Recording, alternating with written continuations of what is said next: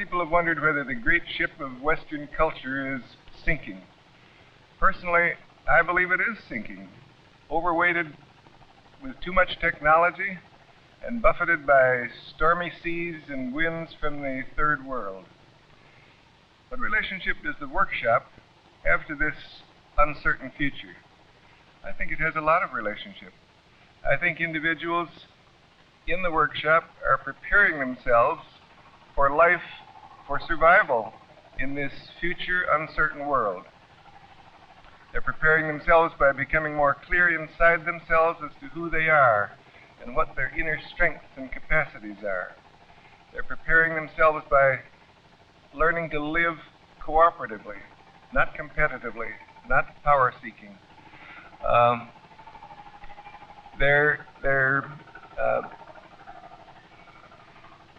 They're really getting ready to survive. They're preparing themselves. They're preparing themselves to face each uncertain moment. That happens in the workshop. It's going to happen as they leave the workshop. It's a good preparation for life in a world where no one knows what's going to happen. So I think that the workshop itself is preparation for living in the future world of which we know so little. I want to speak of a few of the things that I observed personally. I arrived in the middle of the workshop. The very first evening I met with the staff of facilitators. I knew some of them. They greeted me very warmly. They were delighted I was here. It was an extremely warm welcome. And then one woman spoke up saying, "I don't know you. I don't know whether I'll like you or not. You're a stranger to me. I don't feel anything against you, but I don't know you as yet. I welcome the chance to get acquainted with you." Well, that sort of honesty was the kind of thing that really made a great impression on me. She had gone inside herself to look at her own feelings. She realized she didn't feel a very warm welcome because she didn't know me, and she had been open enough to express it. Now, this is the kind of thing that permeated the staff and the workshop. The tendency to really look inside and ask, yes, but what is it that I'm really feeling at this moment? And then to express that feeling. And that to me is a very great advantage of the workshop experience. I had a conversation with a man that impressed me a great deal. He had been very silent in the group. I had never heard him speak up. But it turned out that he had been for 28 years in the military service. He left as a high-ranking officer. His was a world of competition and power and achievement. Then his wife came to the Arcozelo workshop last year, and he began to get glimpses of some other world, of a different world than the world he had lived in. And it intrigued him, and he came here this year. He said that this had been the most significant and changing experience in his life. He'd begun to enter this new world where human values were uppermost, not competition and power, and where he began to rediscover himself. He rediscovered the child in himself, and that child could walk on the earth, but also could fly high in the skies. I was very impressed that here was a man who for years and years had lived a life of rigid constriction, and yet who in the workshop had enormously changed to realize some of the humanity within himself, some of the child within himself. And we asked him, why had he never spoken up in the meeting? Well, a lot was going on inside that was sufficient. And to me, that was another example of the kind of change that takes place in the workshop.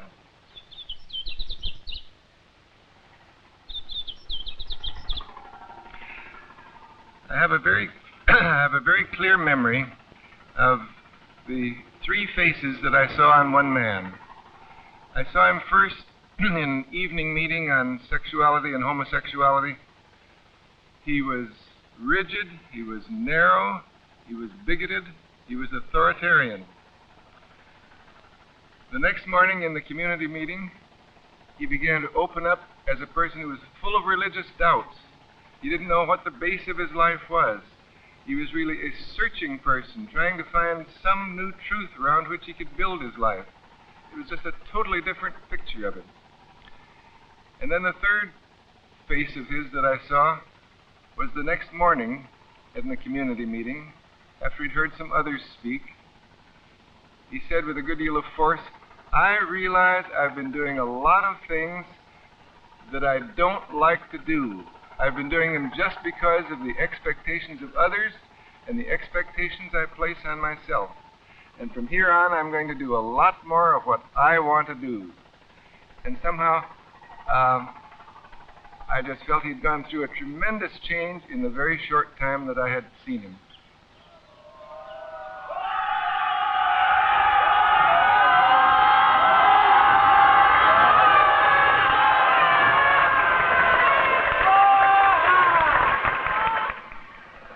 There was a 12-year-old boy at the workshop who interested me a great deal.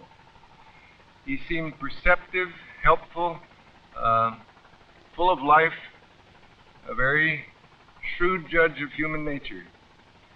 So I was interested to hear the story of that boy. He had been a great problem to the workshop at the beginning of the workshop. Some people had thought he was homicidal, that he was dangerous, he was a delinquent. He had caused a good deal of trouble. And then some people from the workshop went to him and talked with him. They told him what was not acceptable, what people didn't like. They also asked him, "What do you need?"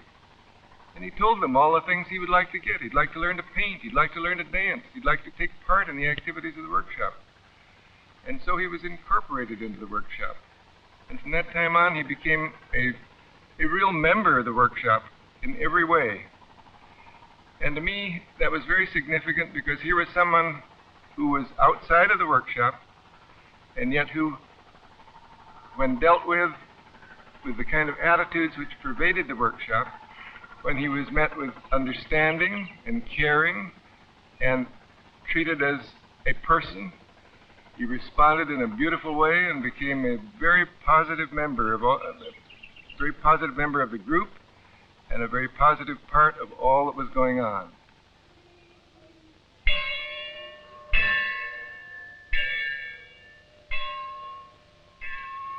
When I first came to the workshop, one woman was acting very strangely.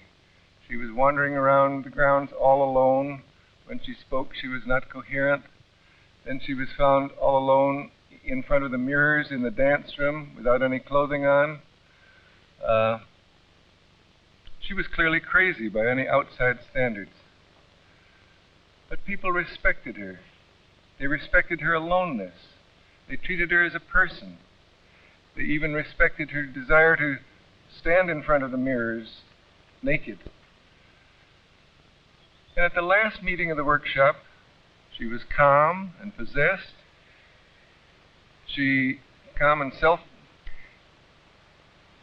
At the last meeting of the workshop, she was calm and self-possessed, and she told of what this experience had meant to her. That she had re-examined her whole life. She named the people who had been of help to her. She said, and I could readily believe it, that she was leaving the workshop a much stronger, a much more integrated person than when she arrived. So that brings up the whole question of what is craziness? In my view, craziness often results when a very sensitive person finds a world in which there is no understanding. When no one understands, then one becomes more and more withdrawn. There is no chance of communication. You feel totally alienated, and so you become crazy.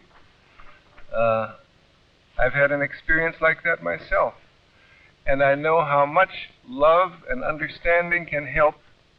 Love and understanding and a chance to be alone.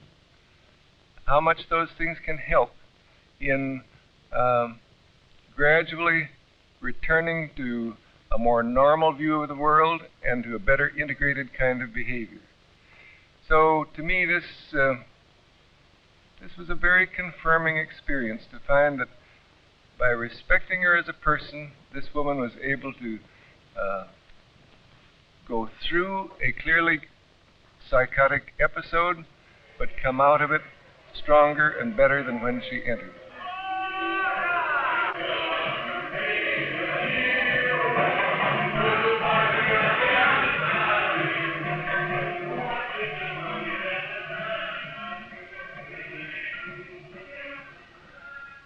One thing that was talked about in this workshop, and that is talked about in every workshop, is the anxiety and the fear that people feel about going back to what they call the real world. To me, the workshop is the real world, and outside is an artificial world that we've created. But I can understand their anxiety. They're going to find that people don't understand them. They're going to find sometimes a great letdown in feelings. They're not sure how they can begin to live in this new way that they've discovered in the workshop. There's reason for anxiety. There's no one answer to that. Some people are going to have to compromise with the institutions they are working in. Others are going to be able to take steps toward living a new kind of life. One of the things that impressed me greatly was a little talk that Teresa gave. She came 2 years ago to a workshop in the United States. She was a frightened little rabbit. She had never done anything on her own before. She was afraid of speaking. She was afraid of life. She was afraid of everything. She found a good deal of strength in that workshop. She went back and did some things in her own home community, began to gather a group around her, began to interest her students in this kind of experience. And last year she came to Arcozelo with a number of these students and friends of hers from her hometown. Now she could go back with a support group. She had people she could talk to who understood her, who understood the experience she had been through. Now she comes to the workshop this year. She's a strong professional woman who is carrying out all kinds of important activities in her home community. She has found a new life for herself. She's living in a new way. To me, it was a 2-year record of change and of really growth that was very of extreme interest to the whole community as she told her story. And I don't know that every person will go through as satisfying a degree of change, but nevertheless her story had a great deal of meaning to me and to the whole workshop.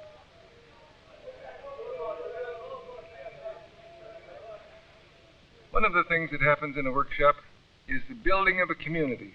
And I think that comes about through changes in persons and then through changes in the group.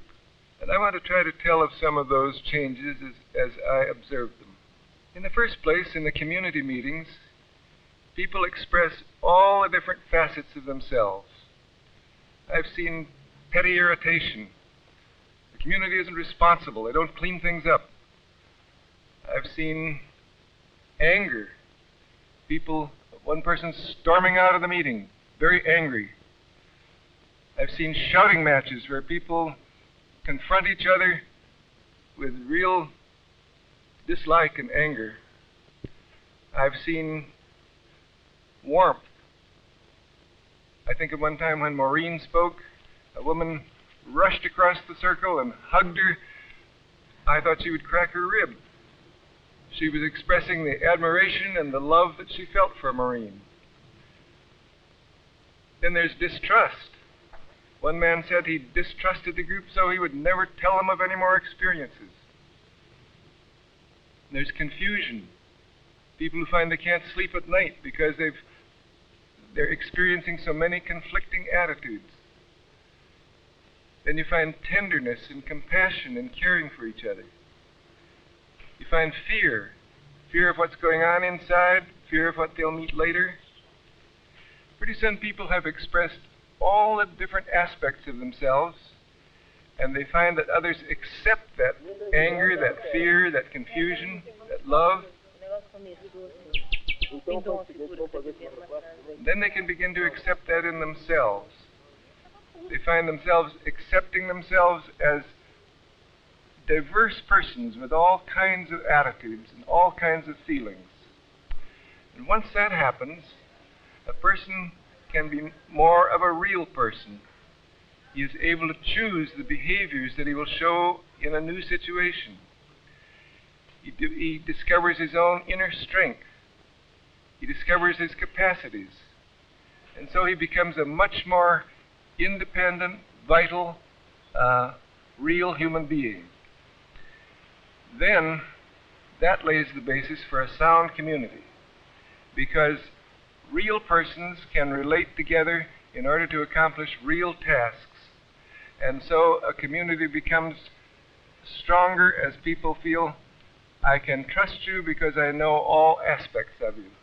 I don't just know your good side, I know your bad side too. And I like all of you.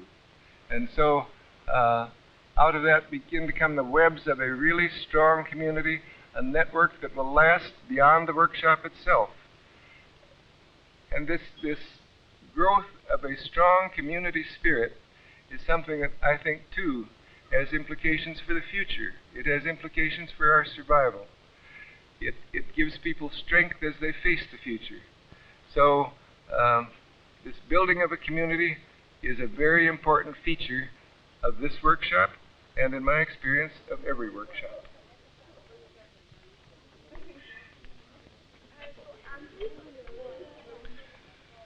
One thing I realized very keenly is that this was not one workshop, it was 90 workshops. Every person who experiences the workshop experiences it in a different way. 90 people could give you 90 different pictures of what went on here. I've just tried to give you a little bit of what I saw, of what I experienced.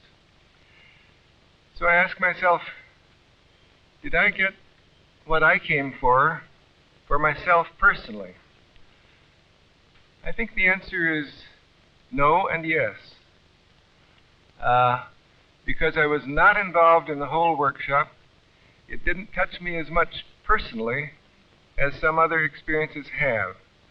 I wasn't involved in a small encounter group. It didn't change me inwardly in any great degree. Yet in another sense, I found very much what I wanted when I came to the workshop. We had planted some seeds last year in the workshop here at Arcozelo. I came to see if it was possible that those seeds could be growing, that they would be taking on a Brazilian character, not an American character. And I found the answer to that was a very positive one. I found that people had taken off from their experience last year. They had grown, they were developing. They were putting on a workshop which was more Brazilian in character than the one we had last year. It makes me very happy to see that some of the seeds we planted are growing into strong Brazilian plants and are being nurtured and cared for and propagated by Brazilians. And I think that that shows that this is not just one simple phenomenon, but it's going to change and grow and spread throughout this country, just as it is spreading now throughout the world.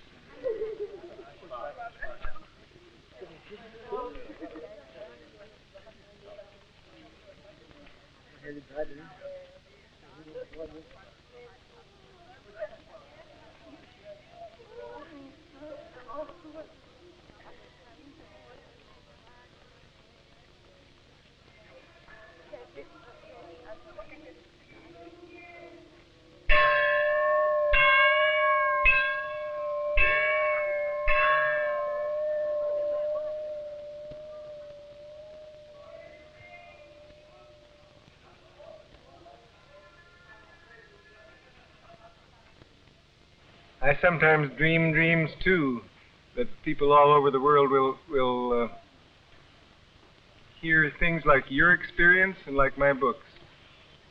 But I feel that that doesn't come about by trying to sell things. I try to express what's in me, just as you've tried to express what's in you, and that's what touches people.